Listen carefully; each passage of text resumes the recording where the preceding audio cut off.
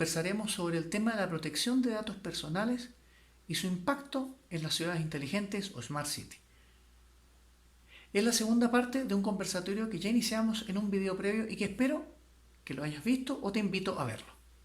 Seguimos conversando con Cristian Espinosa, coordinador general de la Dirección Nacional de Registro de Datos Públicos del Ecuador, y con Juan Carlos Fernández, fundador y gerente de Tecnogados de España. Te invito a ver esta segunda parte. Pero bueno, dentro del marco de la pandemia que tú has introducido, Juan Carlos, está toda esta problemática. Hoy día ya hay muchos datos circulando. Antes parecía ser que el sector privado o el sector público eran los grandes contenedores de información y se hackeaban o se intentaban atacar, etc. Pero hoy día anda información circulando por todos lados. Hablaste de IoT, el Internet of Things, el Internet de las Cosas, que hace que cualquier dato esté circulando y fluyendo. Y eso lleva ya al tema de protección de datos personales. Mientras la ciberseguridad pareciese estar más cerca del tema tecnológico, pero como nos dijo Cristian Espinosa, no es tanto así, sino que en realidad hay un framework, hay una arquitectura que da garantías para evitar ciertas cosas, ¿ya?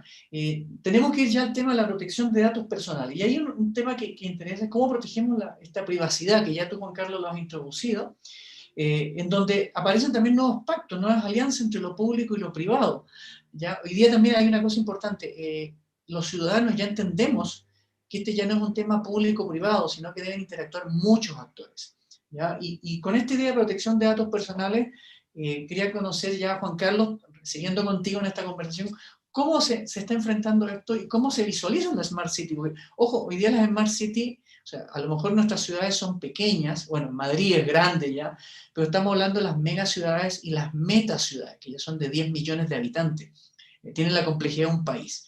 Bueno, con esta idea te doy el paso, Juan Carlos, para hablar de este tema de la protección de datos personales. Vale, pues el encaje, siguiendo con el reglamento de protección de datos a nivel europeo, hablábamos claramente, hay que distinguir en la ciudad de lo que son servicios digitales o calidad o lo que es un dato personal, porque para que hablar de datos personales tendremos que entender qué es un dato personal, y un dato personal puede ser un correo electrónico, puede ser una imagen en la cual seas identificable. O sea, esas cámaras de seguridad que estamos viendo efectivamente en muchas ciudades para controlar incluso tráfico, señales, en el momento que todas esas cámaras de seguridad tienen calidad suficiente para identificar a esa persona, esa imagen es un dato personal. Y ahora con cámaras de reconocimiento facial todavía más, porque viene la biometría, o sea, la capacidad de poder identificar a esas personas que pasan por delante de la cámara. Temas bastante sensibles. Otro tema sensible que se está viendo mucho ahora es todo el acceso a oficinas, administraciones, control de horario laboral a través de la huella dactilar. Todos esos sistemas, al final, hay que darle una protección muy alta, puesto que los datos que se están tratando en ese sistema son datos de categoría especial.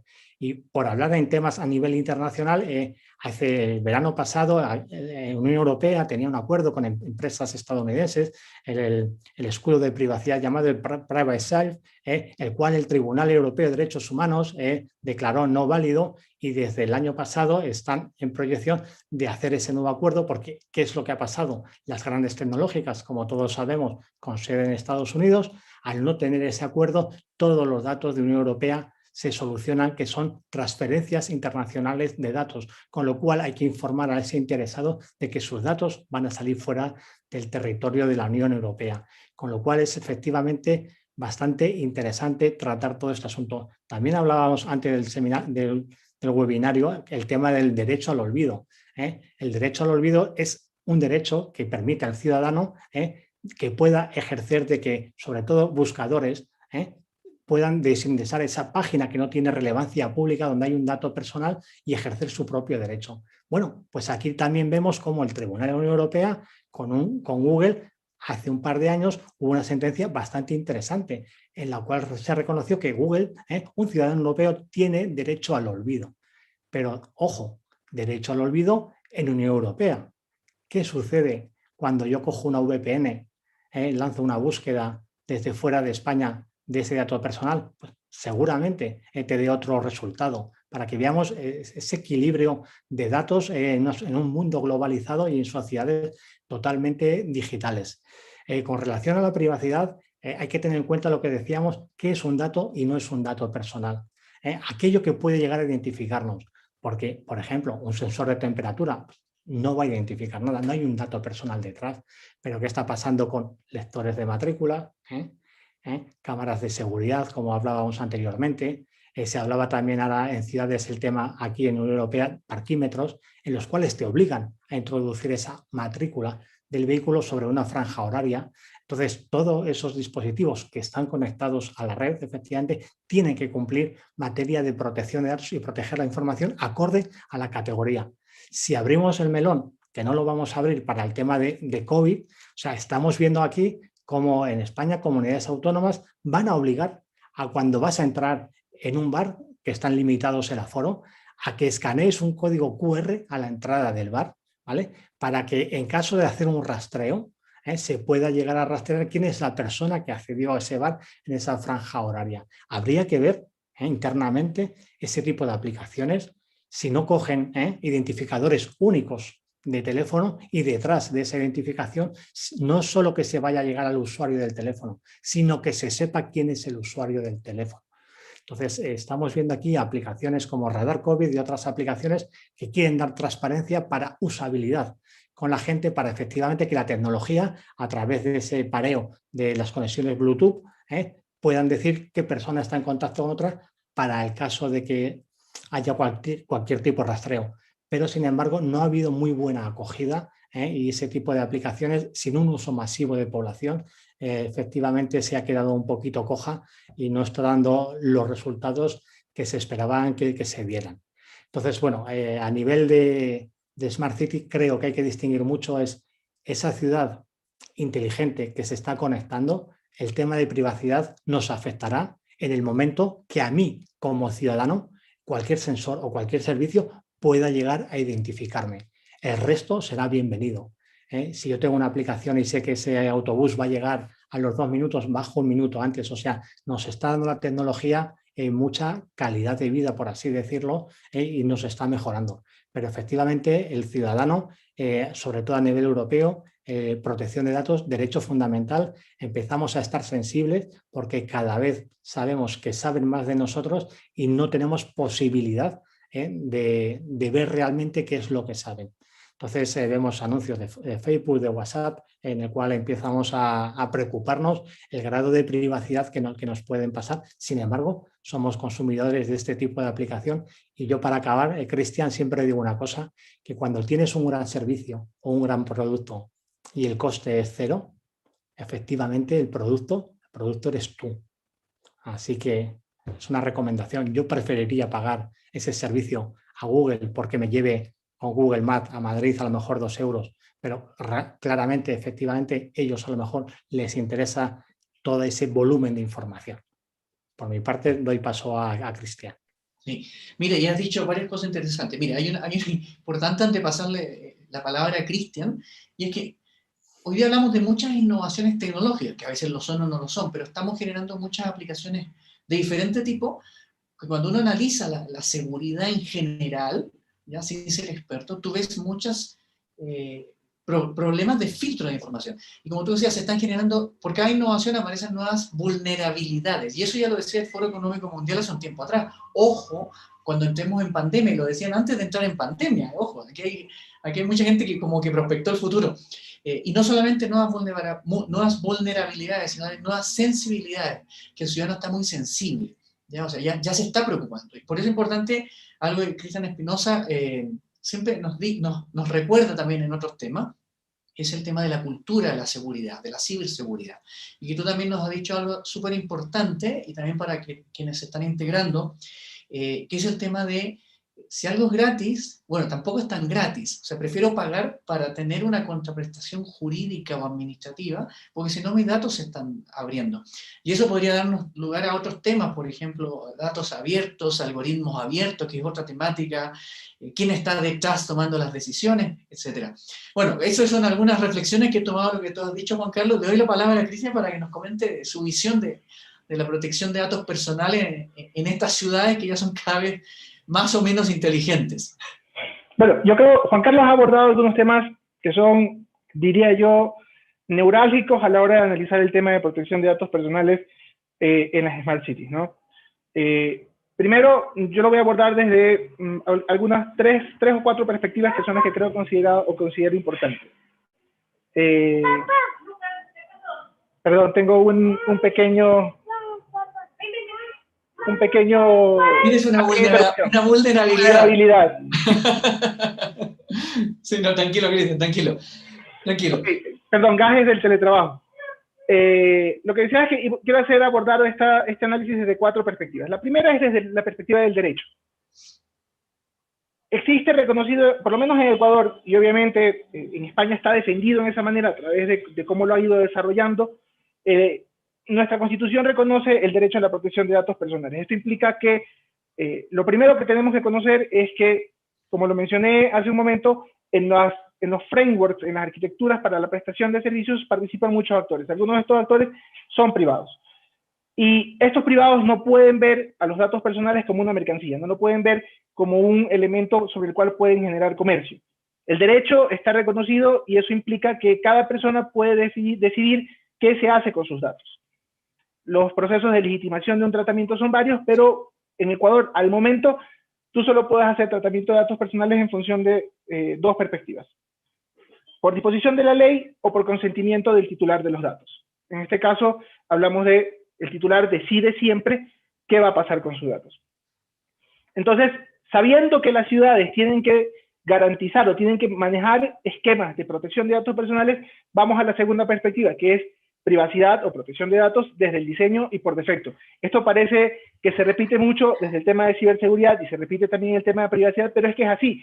Cuando diseñas una herramienta, cuando diseñas un proceso, un flujo de datos, tienes que pensar en protección de datos y seguridad desde el diseño y por defecto.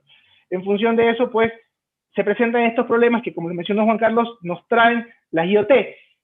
Muchos de los componentes utilizados en herramientas de IoT son bastante baratos y en función de eso se despliegan de manera rápida, pero al desplegarse o al reproducirse en equipos más complejos o introducirse en equipos más complejos, hacen que estos se vuelvan vulnerables.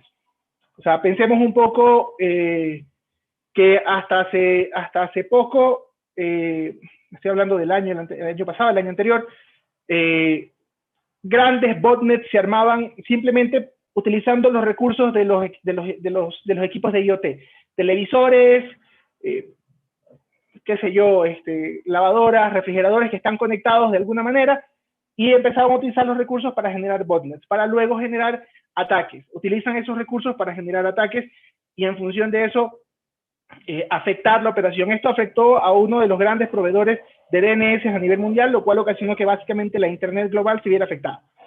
Pero no solo captan los recursos de los equipos, esos equipos también captan datos. Si la refrigeradora está programada para decirte cuando se va a acabar la leche o cuando se va a acabar algún producto o está por vencer algo, pues se puede empezar a obtener información, es decir, cuáles son tus prácticas de consumo, cuáles son tus